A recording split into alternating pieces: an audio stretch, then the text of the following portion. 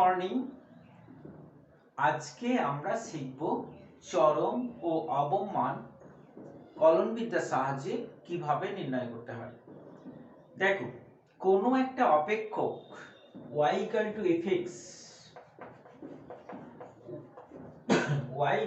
fx অপেক্ষকের লেখচিত্র যদি আমরা করি, মনে করি এটা একটা বক্ররেখা আর বক্ররেখার লেখচিত্রটা এইভাবে গেছে, তাহলে এইটা হচ্ছে y = fx অপেক্ষকের লেখচিত্র। তো এর এই যে পয়েন্টগুলো রয়েছে, এই যে পয়েন্টগুলো আমরা পাচ্ছি, এই পয়েন্টগুলোতে বলা হয় সর্বোচ্চ মান আছে, এই পয়েন্টগুলোতে বলা হয় সর্বোচ্চ মান আছে, আর এই পয়েন্টগুলোতে বলা হয় সর্বনিম্ন মান আছে। সর্বোচ্চ মান সাধারণত বলা হয় যে কোনো একটা বিন্দুতে সর্বোচ্চ মান বলতে পারবো যদি বিন্দুর ঠিক বিন্দুটার ঠিক দুই পাশে যদি মানগুলো তার থেকে ছোট হয়, তাহলে ওই বিন্দু মানটাকে বলা হয় সর্বোচ্চ মান। আবার ঠিক উল্টো ভাবে, যে বিন্দুতে তার উভয় পাশে খুব সামীপ্যে বলা হয়, একদম নিকটবর্তী পয়েন্টে, যে বিন্দুতে আমরা চরম বা অবম মান আছে বলবো, তার উভয় পাশের বিন্দুতে ঠিক তার উল্টো মান, এই বিন্দুতে অবম মান থাকবে যদি এর দুটো পাশের মান এর থেকে বড় হয়, তাহলে এই বিন্দুটাকে বলবো অবম মান বা সর্বনিম্ন মান। তাহলে এই বিন্দুগুলোকে আমরা খুঁজে পাবো কি করে, যে এই বিন্দুটা কোথায়, সেটা আমরা কিভাবে খুঁজে পাবো?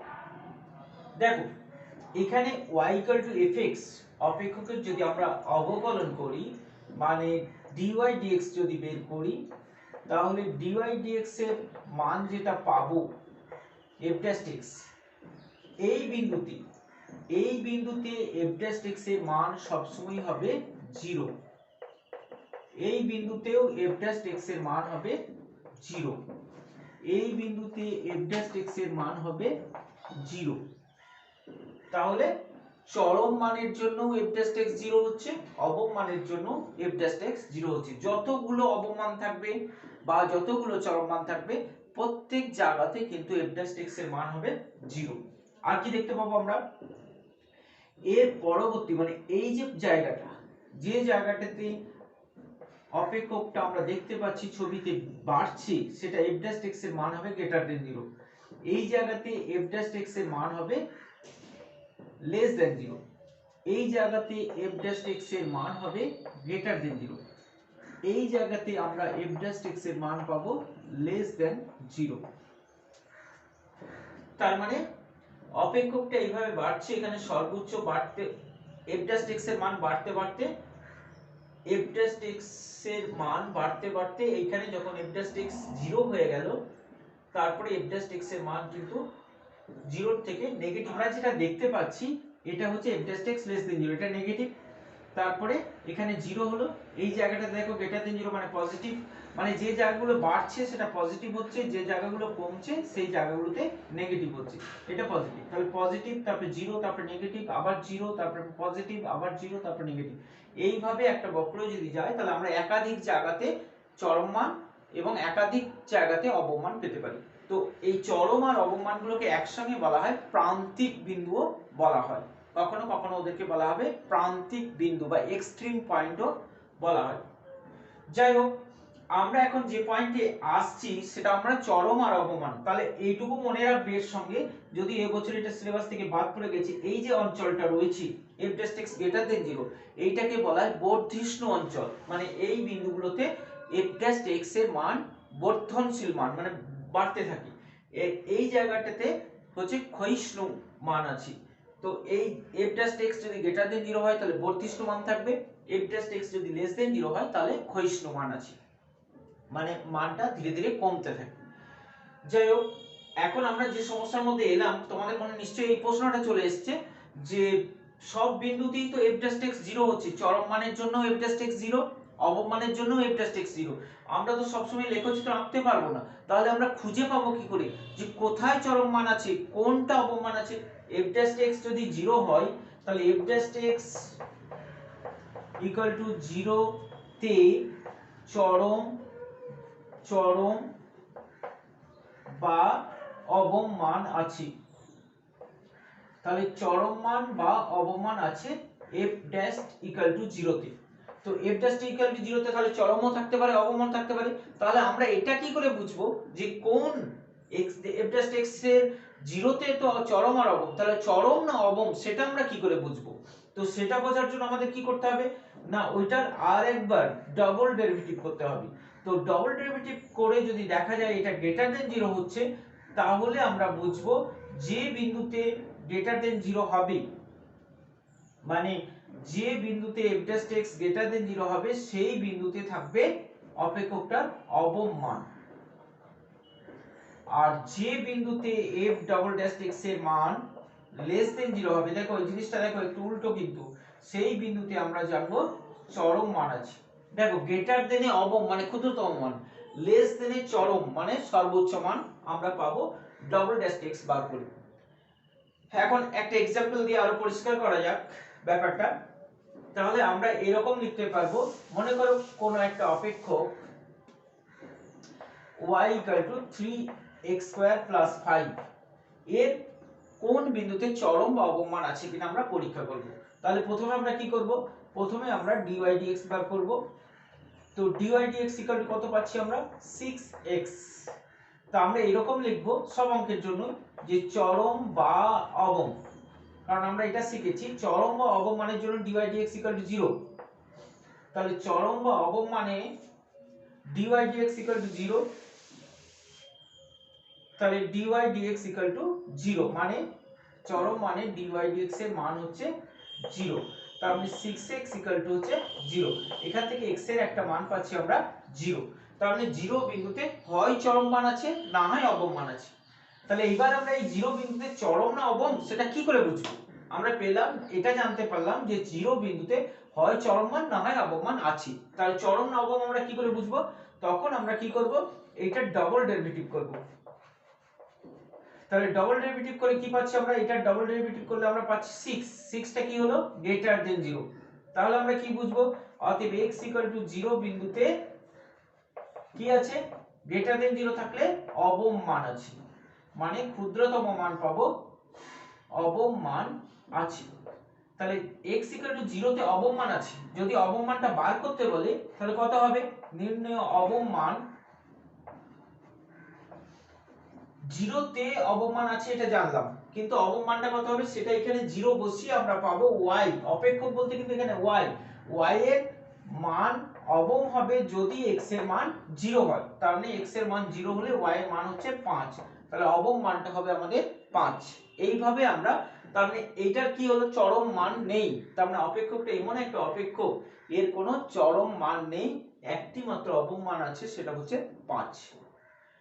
তাহলে আমরা এই চ্যাপ্টার থেকে কি শিখলাম সেটা যদি একটু সংক্ষেপে নোট করে রাখো তাহলে এরকম হবে যে, এটা নোট করে রাখবে 1 নম্বর, চরম বা অবম মানে dy dx বা f'(x) সমান হচ্ছে 0। 2 নম্বর,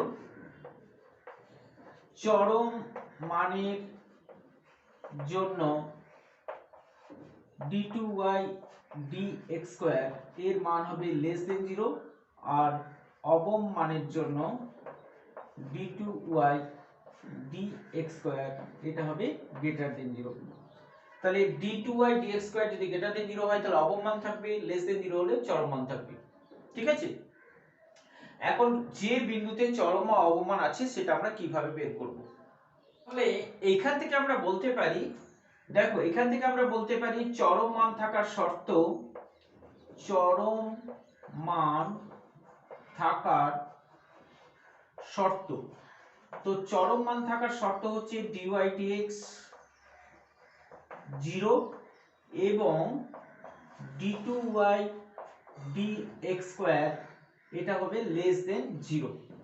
ঠিক আছে, দেখো ওইটাকেই আমি এই দুটোকে আবার এক জায়গায় করে দিচ্ছি, আর কিছু না, নতুন কিছু করছি না। আর অবম বা ক্ষুদ্রতম মান থাকার শর্ত, অবম মান থাকার শর্ত, অবম মান থাকার শর্ত dy dx = 0 এবং d2y dx স্কয়ার এটা হবে গ্রেটার দেন 0। তাহলে এটা চরম মান থাকার শর্ত, এটা অবম মান থাকার শর্ত। এটা চরম বা অবম দুটো মানের জন্য এই dy dx 0, চরম মানের জন্য এই দুটোকেই আবার এখানে একসঙ্গে লেখা হয়েছে, নতুন আর কিছু নেই। তাহলে এই দুটো শর্ত নিয়েই আমরা এক্সাম্পলের অঙ্ক, অনুসরণী অঙ্কগুলো করতে পারি। দেখো এখন আমরা চলে এলাম প্রশ্নমালা 16।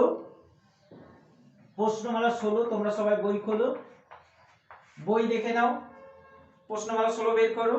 ওখানে দেখো এমসিকিউ এর প্রশ্নগুলো কিভাবে দিয়েছি।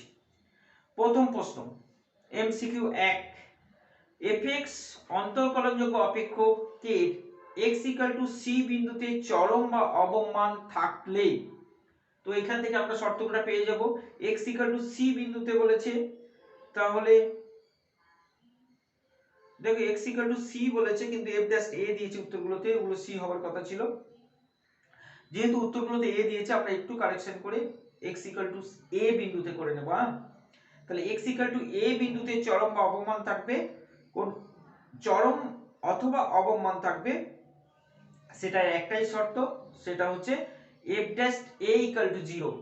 চরম বা অবম মান থাকবে f ড্যাশ a, এখানে তো x লেখা আছে কিন্তু এখানে a বিন্দু নির্দিষ্ট করে দিয়েছে, তার মানে f ড্যাশ a = হবে 0। আর f double dash a not equal to 0, কারণ শর্ত দেখো চরম মান থাকলে গ্রেটার দেন 0 হবে, চরম মান থাকলে লেস দেন 0 হবে, অবম মান থাকলে গ্রেটার দেন 0 হবে, তার মানে নট ইকুয়াল টু 0, তার মানে অপশন সি।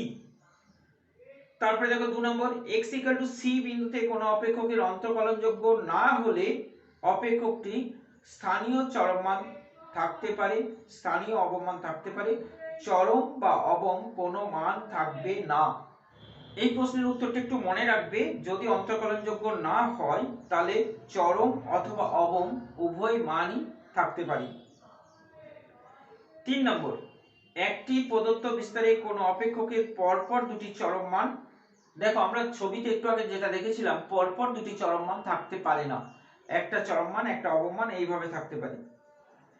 4 নম্বর, fx = অপেক্ষকের চরম মান থাকবে কোন বিন্দুতে, আমরা কিভাবে চরম মান থাকবে সেটা বের করতে জানি, তবু আরেকবার দেখে নাও 4 নম্বর কি বলেছে। এমসিকিউ 4 করছি আমরা এখন। এমসিকিউ 4, fx = বলেছে 4x - x² - 3, 4x - x² - 3। কি করব, প্রথমে আমরা f ড্যাশ x বের করব, তাহলে f ড্যাশ x = হচ্ছে 4 - 2x। আমরা f ডাবল ড্যাশ x টাও সবসময় বের করে নেব, পরপর দুটোকে করে রাখবো, ঠিক আছে। এরপর আমরা লিখব সবসময় এই আকারটা, এই যে মানে অঙ্কটা করার যে পদ্ধতিটা, এই পদ্ধতিটাকেই আমরা সবসময় ফলো করব। যা চরম বা অবম মান বের করতে বলবে তাকে পরপর দুবার ডেরিভেটিভ করে নেব, তারপরে আমরা লিখব সবসময় এটাই চরম আর অবম মানের জন্য। আর কোন প্রসেসটা এইভাবে আমরা সবসময় করব, চরম বা অবম মানের জন্য, চরম বা অবম মানের জন্য f ড্যাশ x = 0, তার মানে 4 - 2x এর মান হচ্ছে 0, এখান থেকে আমরা x এর মানটা পেয়ে যাব। তাহলে x সমান হচ্ছে 2, তাহলে x = 2 বিন্দুতে হয় চরম মান আছে না হয় অবম মান আছে। এখানে প্রশ্নটা আরেকবার পড়ে নাও, বলেছে চরম মান থাকবে, চরম মান থাকবে। তো এখানে দেখো যেহেতু f ড্যাশ x আমরা বের করেছি f ডাবল ড্যাশ x টা, f ডাবল ড্যাশ x টা বেরিয়েছে দেখো -2, f ডাবল ড্যাশ x হচ্ছে -2 যেটা হচ্ছে লেস দেন 0। এখানে আমরা দুই বিন্দুতে বের করব, তাহলে f ডাবল ড্যাশ 2 এর মান -2 এ থাকবে, কারণ f ডাবল ড্যাশ x এর মান বেরিয়েছে -2, ধ্রুবক পদ বেরিয়েছে, তাহলে 2 এর জন্য মানে এই বিন্দুটাকে এখানে বসিয়ে, এই যে দুই বিন্দু পেলাম, দুইটাকে x এর জায়গায় বসিয়ে এটা -2ই থাকবে, কোনো পরিবর্তন হবে না। তাহলে f ডাবল ড্যাশ 2 এর মান বের হচ্ছে -2ই থাকছে, যেটা হচ্ছে লেস দেন 0। অতএব আমরা লিখতে পারবো x = 2 বিন্দুতে, x = 2 বিন্দুতে গেট লেস দেন 0 মানে চরম মান আছে, চরম মান আছে। তাহলে সব অঙ্কই আমরা কিন্তু এই প্রসেসটাতেই করে যাব, ঠিক পরপর এইভাবে অঙ্কটা করব সব অঙ্কই। তারপরে দেখো 5 নম্বরে বলেছে অপেক্ষকের অবম মান থাকবে কোন বিন্দু। একটা জিনিস লক্ষ্য করবে, একটা হচ্ছে অবম মান কত, এই প্রশ্নটা আলাদা, আবার কোন বিন্দুতে অবম মান আছে, কোন বিন্দুতে চাইলে আমাদের x এর কোন মানের জন্য এইটা, আর অবম মানটা কত, তখন x এর মানটা এখানে বসিয়ে যে মানটা পাবো সেটা হচ্ছে অবম বা চরম মান। যেমন এখানে যদি বলতো যে চরম মানটা কত, তাহলে চরম মানটা আমরা কোথা থেকে পেতাম, এখানে x এর জায়গায় 2 বসিয়ে যে মানটা পেতাম fx এর, সেটাই হবে চরম মান। ঠিক আছে, 5 এরটা আমরা একই ভাবে করতে পারবো। 6 এরটা দেখো, fx একটা অন্তরকলনযোগ্য অপেক্ষক x 3, এই fx অপেক্ষকের অবম মান আছে।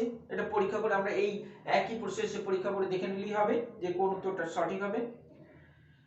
তারপরে দেখো 7 নম্বরে কি বলেছে, দেখো সবাই চলে এসো 7 নম্বরটা পড়ে নাও। দেখো 7 নম্বরে এখানে আছে একটা অপেক্ষক fx sin x। এই অপেক্ষকটা বলেছে 0 থেকে 2 পাই, 0 থেকে 2 পাই লিমিটের মধ্যে 0 থেকে 2 পাই বিস্তারে অপেক্ষকটি x এর যে মানের জন্য চরম বা অবম মান থাকবে সেটা নির্ণয় করো। তাহলে এখানে আমরা কি করব, বললাম একই পদ্ধতিতেই আমরা অঙ্কগুলো করব। প্রথমে আমরা f'(x) বার করব, cos x হলো, তারপরে আমরা f'(x) বার করব, এটা হবে sin x। এরপর আমরা ওইভাবেই লিখব প্রত্যেকটা জায়গাতে চরম বা অবম মানের জন্য, চরম বা অবম মানের জন্য f'(x) হচ্ছে 0, তার মানে cos x হচ্ছে 0।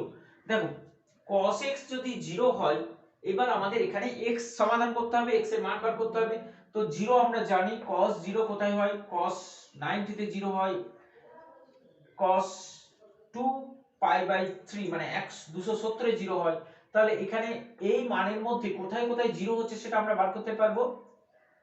তাহলে এই মানের মধ্যে আমরা দুটো মান পাচ্ছি, একটা π/2 পাচ্ছি, একটা 3 π/2 পাচ্ছি। এই দুটো জায়গাতে কিন্তু cos এর মান 0। তাহলে এখান থেকে সরাসরি লিখতে পারবো x π/2 আর একটা পাচ্ছি আমরা 3 π/2। তাহলে দুটো মানের জন্য অবম বা চরম মান আছে, এই দুটো মানে হয় অবম না হয় চরম, বা দুটোই অবম দুটোই চরম, যা কিছু থাকবে সেটা আমরা আরেকবার পরীক্ষা করে দেখে নেব। তাহলে f' একবার π/2, f' π/2, কারণ f'(x) এর মান আমরা পেয়েছি।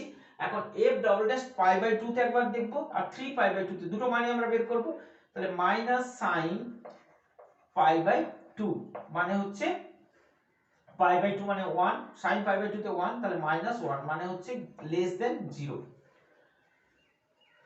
আরেকটা দেখো f'(3 π/2), এটাতে দেখো sin 3 π/2, তার মানে হচ্ছে এটা -1, তাহলে -1, কারণ 3 π/2 এখানে সাইন তো নেগেটিভ, তাহলে মাইনাস ইনটু -1 মানে হচ্ছে +1, তার মানে > 0।